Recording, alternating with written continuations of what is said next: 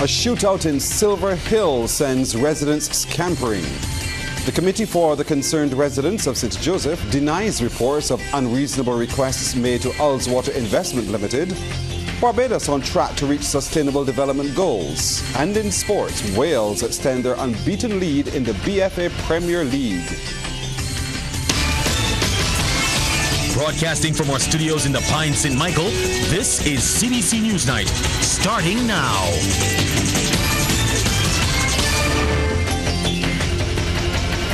Good evening, I'm Pearson Bowie. A shootout in a Christchurch neighbourhood this afternoon sent residents scampering to safety. Reports reaching CBC News indicate several shots rang out in Greenhill Close, Silver Hill, sometime between 2 and 3 this afternoon as gunmen fired indiscriminately through the community. CBC also understands at least one person was shot.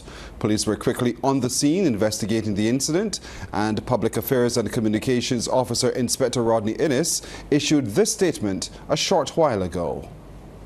Yes, I can confirm that around 2:32 we received a report of a multiple shooting incident at Greenhill Close, Silver Hill and Christchurch. Now, police responded and we are at present trying to get the details of what had occurred and to confirm the nature of the report. So just to put you at ease, yes, we did receive the report, but I have no further details to give to you at this time. As soon as I'm updated with further details, I will share it with you. After a 3-month dispute, it appears as if Ullswater Investments Ltd. And the residents of St. Joseph will be going to court. But the residents are making it clear that they've only demanded one thing: safe access. Crystal Hoyt has the latest. The residents of St. Joseph say no unreasonable requests have been made of Ullswater Investments Ltd. Christopher Oliver, a concerned St. Joseph resident, says they're still interested in an amicable solution to what has been months of controversy surrounding access to Joe's River and Teacup and Saucer. However, he says the developer's proposal was simply too dangerous to consider. Their proposal of building a ramp on the southwestern side on a 30-foot cliff. When we reviewed it with one of the engineers, he pointed out to us the possibility of land slippage, of it becoming dangerous because that land over there is unstable. So to build a proper ramp on lands that are falling apart is going to be a bit difficult. The land is being undermined by the sea. As it relates to demands for infrastructure for the disabled, Mr. Oliver sought to clarify. When we first met, there's a lady who lives in the Bathsheba area who used hover around one of those chairs.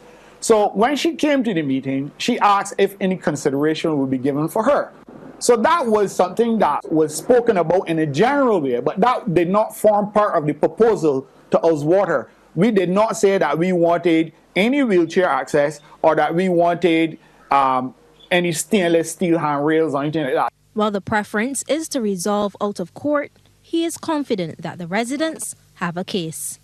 It's an unfortunate turn of events, and I wish that the developer will come back to the table to negotiate with us, the residents, on behalf of the rest of Barbadians, because we're not the only persons who use the area.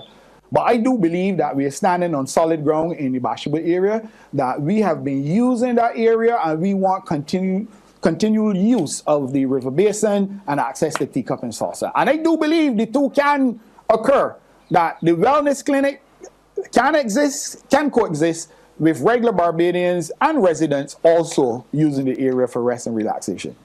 Ullswater has formally withdrawn its offer. The company has indicated it has no choice now but to defend the case relating to the injunction brought against it in March. Crystal Hoyt, CBC News. The drought affecting Barbados could continue until October. This as fresh rainfall predictions for the next few months are not looking promising. After consulting with the director of the Met Office, Prime Minister Mia Amar Motley revealed rainfall data for the first 5 months of the year shows a 50% reduction when compared with 30-year average. The 30-year average for the first 5 months of the year, 281 millimeters. The first 5 months of this year, 148.9 millimeters. The The projections for July, June, July, August, September is that rainfall will be far below what we would normally expect. And that October it should start to turn the corner again. Well, it's because of this that government, through the Ministry of Agriculture, continues to supply water to farmers via trucks to address issues they're having with supply to avert a potential crisis in this regard. Prime Minister Motley also revealed plans to help Barbadians through the Barbados Water Authority with a backup supply. This morning, we met with IDB Invest, and we're discussing with them a commitment that they've said to them, you can or you can't, because this train is moving. And that is that the Water Authority needs to have the revolving fund to allow Barbadians to purchase water tanks. Those who can afford to do so on your own, you would be negligent and you would be doing yourself a disservice by not having the appropriate water-saving devices in your bathrooms, in your kitchens, and not ensuring that you buy the water tanks that are necessary to get you through and changing the behavior of the families in order to do so. These things are part and parcel of what the maintenance and pursuit of the SDGs should look like. The Prime Minister broke the news in her feature address during the SDG National Stakeholder Consultation hosted at the Lord Erskine Sandiford Centre. Clean water and sanitation is goal number 6 on the list of 17 SDGs, for which Ms. Motley explains Barbados will keep on track for the 2030 target. But she's concerned Barbados will find it hard to close the gaps on some of the Sustainable Development Goals unless there's an improvement in data collection. The one she highlights is right at the top, SDG number 1, no poverty. It is ironic that the only measurement that we cannot capture is the measurement for removing inequity. And why? Because even though we talk about enfranchisement, we have not yet put the appropriate measurements to determine how people move from poverty to middle class, to lower middle income, to middle income, to upper middle income in this country. And we need to become far more clinical about how we capture data. Now, while more than half of the world are behind on the 2030 target for the Sustainable Development Goals, Barbados has received a passing grade from the United Nations for its progress to date. In lauding the leadership of the Mia Motley-led administration, UN Resident Coordinator for Barbados and the Eastern Caribbean, Didier Trebek, has pledged the United Nations' continued support to help Barbados reach its SDG targets.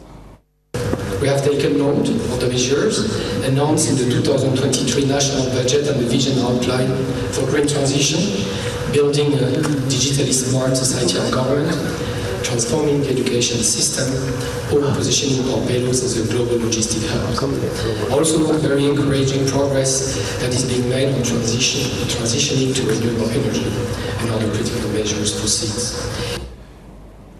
Mr. Trebek joined Prime Minister Motley along with other senior government officials and other stakeholders to examine contents 2 reports mapping Barbados SDG progress.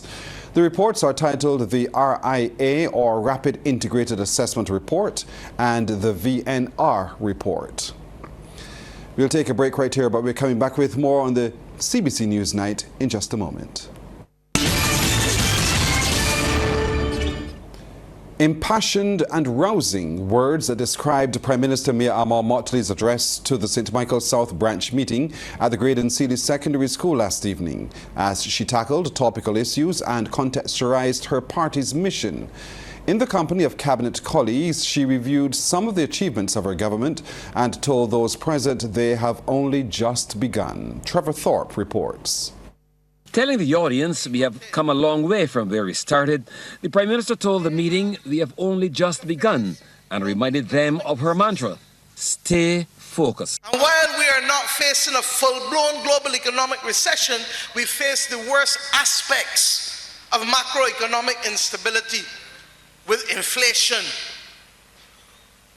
with inability to get what you need when you need, with the protectionist behavior of countries, where countries can tell you in the middle of a transaction, we were going to supply you with natural gas, but no more because we get hit with a hurricane.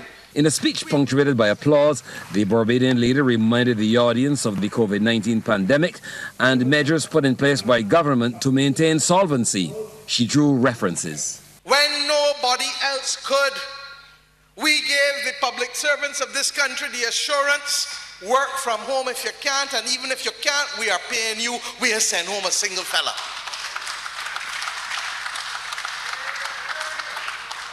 When the airport was not getting a single passenger, the airport still had workers, the airport still had bills, and this government carried every single one without sending home not one. Far from that, we went into the community and hired extra people. When the volcanic ash came, we hired the ash workers. Was supposed to be for 6 weeks, and ended up being for 2 years. The Prime Minister said Barbados is on a growth path, and all money spent by government since coming to office in 2018 can be accounted for. She said new financing has also been identified. Potholes on roads, you didn't know the difference between the two. But in spite of being in the IMF program, we have done over 100 kilometers of roads in this country and continue to put significant sums of money each and every year. And we have already identified financing, as I've said before last year, of $500 million for the ongoing road program, the Scotland District Road program at 2%. 2%. The Prime Minister also disclosed that more buses are coming, along with new garbage trucks, and regretted the loss of life in an accident last week, which involved a Barbados Water Authority truck, and again extended get well wishes to the injured driver. Trevor Thorpe, CBC News. Prime Minister Motley also admonished the media for not fully investigating stories before running them. She was speaking in relation to a story which broke recently about gender-neutral bathrooms at St. Philip Primary School. You cannot carry assertions without validation, especially on those things. And in the same way, my Minister of Education got in her car, left cabinet, and drove up to St. Philip Primary School, spoke to the principal, spoke to the people at the school premises. Before it was carried on the 6:30, the 7:30, and the 8:30 news, I would have expected that at the very least, you call the principal and say, Madam, we have an allegation here that your school is introducing gender-neutral bathrooms in secret. Is that the case? And from the time the person tells you no, then if you don't believe her, you say, Madam, would you mind if I come and visit and see for myself? That is the test of reasonableness. A reminder to you that St. John Speaks is on tomorrow at the Gall Hill Hard Course starting at 6:30 p.m. Well, the issue of vagrancy in Barbados is spiraling out of control, but Director of the Barbados Alliance to End Homelessness and Vagrancy, Kimar Safri, believes it can be remedied with what he calls one-stop shop access. He explained to the Morning Report that many homeless people get frustrated by having to go to multiple agencies for assistance. But if there could be a way to utilize a single approach, more people would want to get off the streets. One of the things that can drive in the way that we approach homelessness is policy. You have persons in Bridgetown that are not what you call, in some cases, they are a menace to themselves and society. They are a threat to themselves and a threat to society. So some of these persons with the mental health challenges need to be institutionalized with programs that cater to them to rehabilitate and reintegrate them. We're not saying pick them up and just turn them into any psychiatric hospital or any other facility. We're saying let's provide services, let's provide programs, tailored programs that can help these persons get back into mainstream society. Mr. Safri is at an annual conference overseas and says with the hurricane season now officially underway, they are ready to deal with the situations and have their shelter plans in place. For the last 3 years, we've put in place that our shelter has the necessary equipment that we would need to function as a hurricane shelter. We have the food stuff in case non-perishable.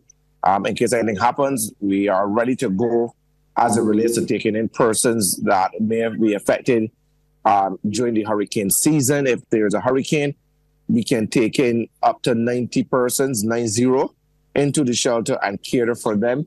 We have the staff, they're trained, they're ready to go. As I said, we have the food stuff, we have the necessary lighting in our building, we have the necessary things that we need to pass as it relates to codes and criteria to making the shelter safe. So we are ready to go. The Barbados Police Service is seeking your assistance in locating a missing man. He is 71-year-old Orson Winslow de Freitas of Lot 15, Clapham Park, St. Michael. The missing man is about 5 feet 7 inches tall, dark complexion, about 155 pounds, with grey hair, grey mustache and beard. He has small lips, full eyes and a medium nose.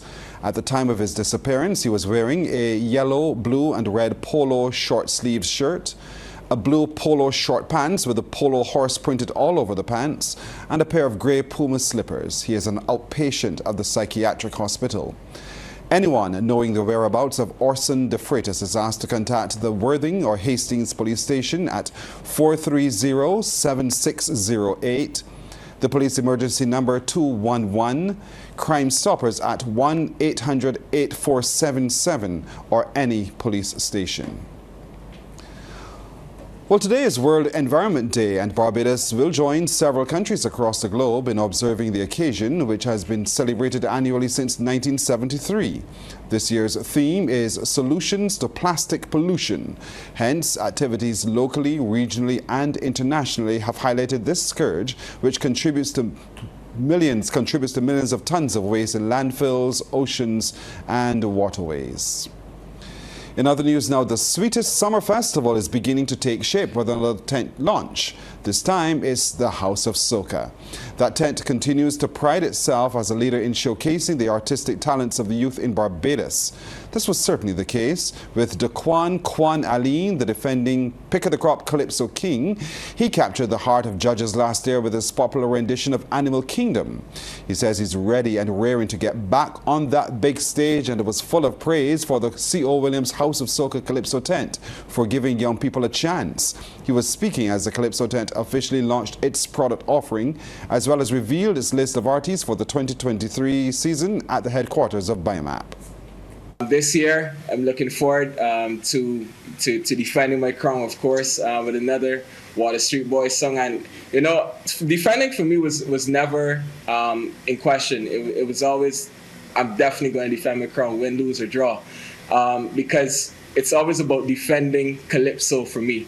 And as a youngster, I think it's very important. And we look around, we see so many youngsters in the House of Soca tent. And you know, it's always important to keep that representation and you know, continue passing on the baton as a youngster to other youngsters. One of the island's more popular soca artists, Yannick Hooper, stressed that the energy of the youth at the House of Soca is what attracted him to join the tent. I would say that the reason I joined the tent is because the energy that I would observe over the last 2 years. I'm an artist, I pay very close attention to detail, and I would always see House of Soca popping up, you know, with great initiatives, pushing the youth, and things that just seem exciting. And I think that that's what tents of this generation need, because we know sometimes there's a certain stigma that's attached to tents, and I think House of Soca is breaking that in every way, because it's always something exciting that's happening, it's always something fresh, always something unpredictable. The C.O. Williams House of Soca Calypso tent officially opens its doors on the 17th of June at the Derek Smith School. Sports Night, brought to you with the compliments of Great Health Works, agents for Omega XL.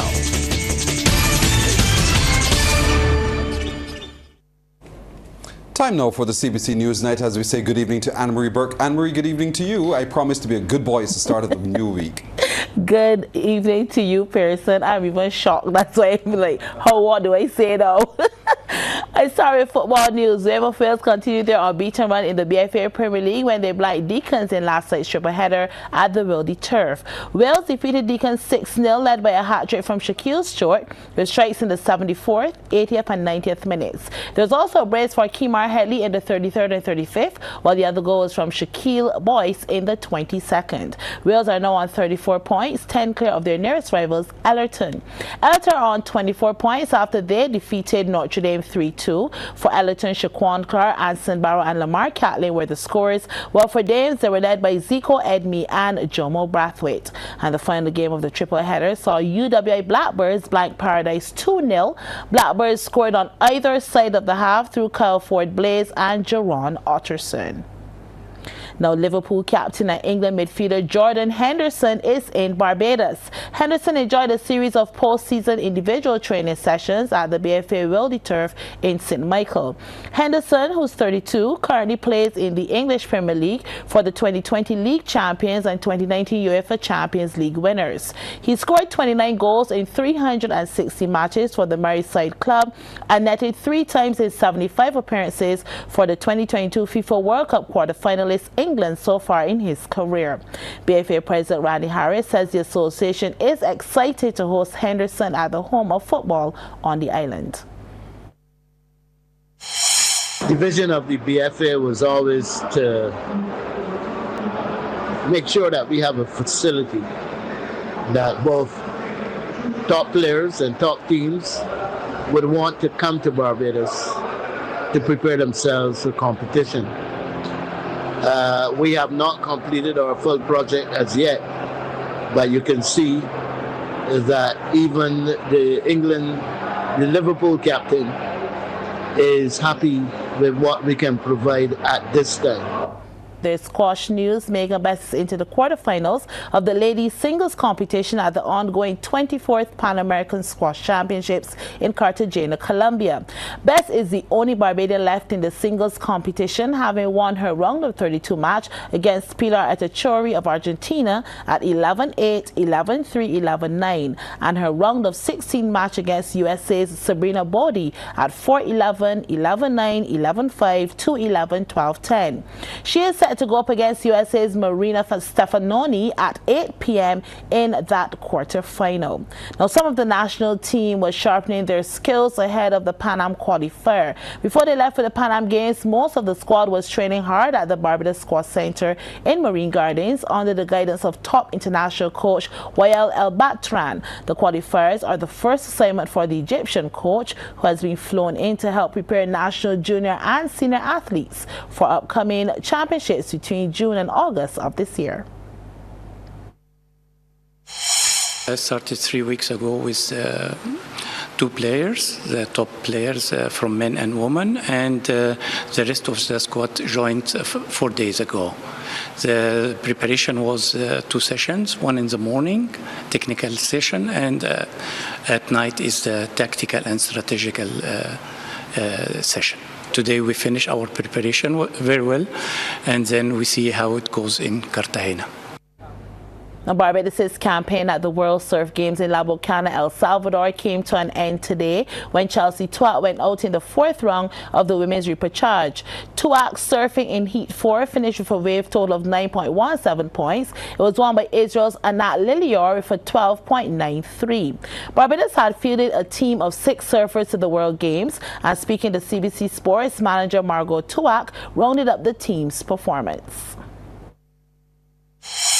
Chelsea had won both of her heats in the first 2 rounds with some strong surfing, but made some critical mistakes in her last 2 heats, and that ended her run today, unfortunately. Chelsea Ruitt also had a good start, coming second in her round 1 heat, and narrowly missed advancing out of her round 2 heat. She then came second in her repechage 2 heat, but unfortunately failed to advance out of her repechage 3 heat yesterday, and she ended in 66th position out of the 144 girls who are in competition.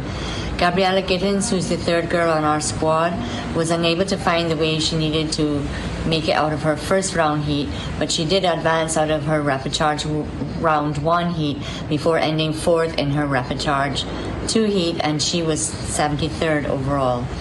All three boys started really strong, making it out of their round one heats, with Jacob Burke taking the win in his heat, and Caleb Rapson and Jay Allen ending second. Both Burke and Allen would then go on to advance in second place out of their round two heats, before faltering in round three. They both made it to rapid charge round four, but unfortunately ended fourth and 61st overall out of the 160 male competitors. Caleb Rapson narrowly missed advancing out of his round two heat and found himself in rapid charge round two, where he once again put up a really valiant fight, but again narrowly missed advancing to the next round, and he ended 97th overall. In business tonight, enhanced training for staff and students of the Barbados Community College is being facilitated through collaborations with several local and overseas institutions. This was announced during a joint opening ceremony for two workshops arising from the alliances. One of them involves a partnership between the BCC and the University of Michigan. The other is a collaborative effort involving the college, the National Transformation Initiative, and the UK-based A1 training. BCC Principal Annette Aline explains what each workshop is expected to deliver.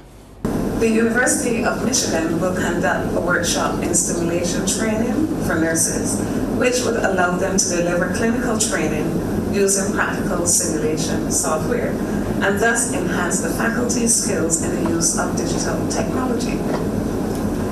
A1 Training Services, represented by Joe Smith, will conduct a workshop for students in the Nursing Auxiliary Studies program, where the emphasis will be on training to assist older adults with dementia. Co-director of the Clinical Learning Center of the University of Michigan, Dr. Deborah Lee, says the training will position the students to provide a higher quality of service. Throughout this workshop, we will engage in a variety of interactive sessions, discussions, and hands-on activities. These activities are carefully designed to promote collaboration, encourage critical thinking, and to foster innovation. We will explore the latest evidence-based practices, learn from one another's experiences, and enhance our teaching skills to create a lasting impact on the future of healthcare professionals. Together, we can impact our next generation of nurses, thus leading to better patient outcomes. Cleaning in Barbados is being made safer. J&J Forever Clean, a non-toxic product, was launched today. Managing Director Jason Barnett explained the strengths of the new product. This product is hypoallergenic, which means it will not tamper with your sinuses. If you have asthma, if you have allergies, no matter what you have, it will not interfere with you whatsoever. The product is so safe that you can spray it on your skin. Well, no special equipment is required for the use of the product. Application is by spray on. We know we traditionally pour into the mop bucket with some water, but by spraying it on, because you don't have to mix it, it comes already ready to use. So you just put it in a spray bottle, spray it on, mop like normal, wipe like normal, scrub like normal, depending on what you're doing. If you're doing it in the bathroom, you can literally stand in your bathroom, spray and wipe at the same time. It will not interfere with you. You don't need any gloves, you don't need any masks. Heading back over to the sports studio once again, here's Anne-Marie Burke. And I begin with horse racing. Let It Be Me, ridden by Ricky Walcott, won the 73rd Barbados Guineas at the Garrison Savannah over the weekend, the first diamond of the Triple Crown. Going 1,570 meters, the winner stopped the clock in 1 minute 51 seconds. Here are the closing stages. It is Major Dan who is the leader. From on the inside order of St. George, who got a lovely run up the rails towards the outside, Let It Be Me. Then there's Big Chiefa. Down the inside is Binary Code, Hot Stepper, Indelible is in tight quarters. Drogon is next one through. Caribbean Critter under the pump. Matilda is beginning her run. They've got just under 3 furlongs to go after half in 48 and 2. And just as it come towards the quarter pole, it is Major Dan. On the outside here is Let It Be Me. Matilda's improved nicely. Big Chief on one pace. George has had enough. Indelible has 4 to find and less than a quarter mile to do so. And there are no more turns. And it's Major Dan on the inside. On the outside, here's Let It Be Me. Let It Be Me and Major Dan. Major Dan and Let It Be Me. Major Dan and Let It Be Me. Let It Be Me and Major Dan. It's a ding-dong battle to the wire. At the wire, it's Let It Be Me. Now, some of the island's up-and-coming sprinters were on show at the President's Classic recently. The one-day meet was staged at the Usain Bolt Sports Complex. CBC's Damien Best reports. Usain Bolt Sports Complex, a buzz for the President's Classic. Section 4 of the under-15 girls 80-meter dash. Sharifa Nichols, one of the fastest finishers. She's in lane 6 and motoring. Sadea Edwards of Talons coming late. Nichols across the line in 10.44 seconds. Edwards 10.88. Cara Small of Quantum Leap third. Under 15 boys, 80 meters now, the 2 fastest sections. The narrow Thornhill in lane 6 got a decent start. Azari Edie in lane 3 was within striking distance, but Thornhill handles the business, 9.80 seconds into a minus 2.7 headwind. Edie, 9.97. Third, Chakoti Worrell of Courage and Parry, 10.24. Pace like fire in section 4. Keep your eyes on lane 6, that's Josiah Gill of Velocity Management. Had the others searching for answers at 50 meters. Next, Cody Small of Blaze Track Club on the line, 9.74 seconds and 9.77 respectively. Step up to the under 18 girls, 100 meters now. Ebony Jones of Elite Distance in lane 4 was looking good. Aisha Moore of Princess Margaret Secondary School alongside her in 5. Cruises on by to stop the clock in 12.87 seconds. But it was section 4 who had all the bragging rights. As Zara Husbands of Rising Stars in lane 3 steps past the field at 50. But here comes Alika here with of Talons in lane 8 with the top end speed, 12.60 seconds. Husbands 12.90. Under 18 boys, section 4 had the spectators on the edge of their seats. Giovanni Lee of Courage and Parry in lane 3, pressing forward. Joquan Pilgrim in 4, marginally ahead. But Tion Haynes of Talons dips in for the victory in lane 7, 10.98 seconds. Pilgrim 11.14, Lee 11.22. In the women's open section, only 5 entries and Quantum Leap delivered a double blow via Katrina Small and Brianna Boyce. Small, picturesque in technique. Boyce in 7, pours it on to win in 12.18. The curtain closer now. Men's open on the line and gone. Lane 6 and 7 looking sharp. That's Justin Maynard of Elite Distance versus Amir Gustav of Blaze Track Club.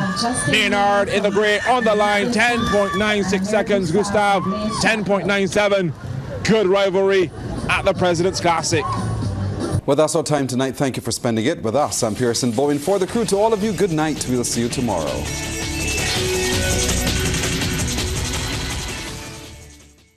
Thanks for visiting us. Now, if you want to see more stories like this one, like and subscribe to our YouTube channel. And you can always go to cbc.bb for the latest news and current affairs.